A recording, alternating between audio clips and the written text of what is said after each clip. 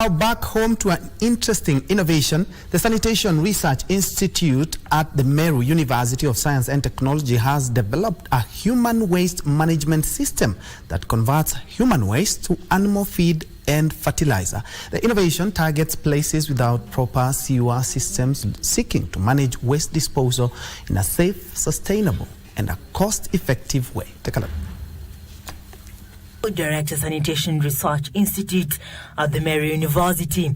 The light bulb moment for waste management invention was prompted by the idea that in Kenya, only 22% of the population is covered by a sewer system, leaving out 78% at the risk of communicable diseases due to lack of proper sanitation.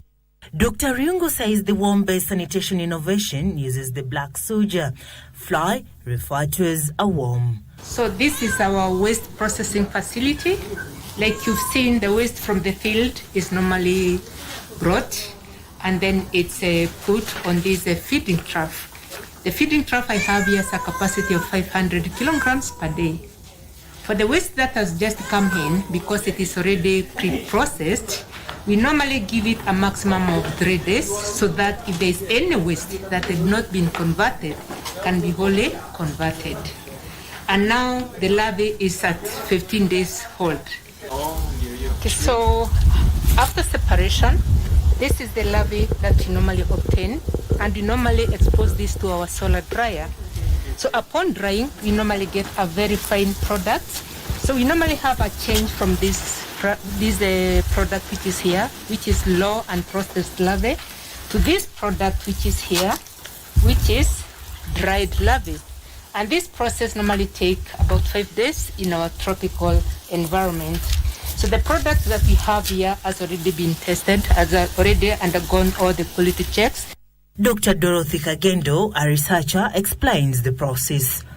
This is a biosafety cabinet. This is where we do our cultures. This is where we do our cultures when we come with the sample, and then this is where we put our culture in this media.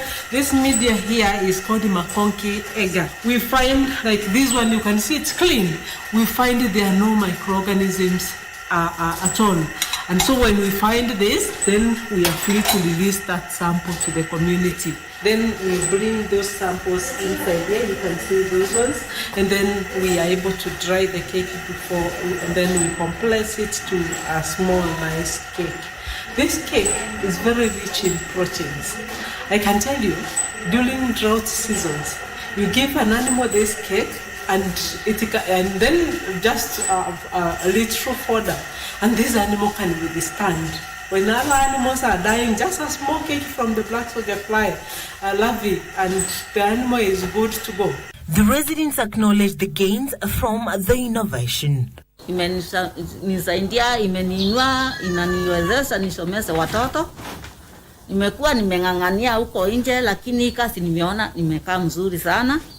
Watoto wangu wanasoma mzuri, hata mimi mwili wangu ulikuwa umekonda, lakini sasa iko na rudi mzuri. So nashukuru na ninafurahia hii kazi sana. The institution is also credited for creating job opportunities and producing high quality and organic animal feeds and crop fertilizer with no chemicals. Sarafina Robi for Lunchtime News.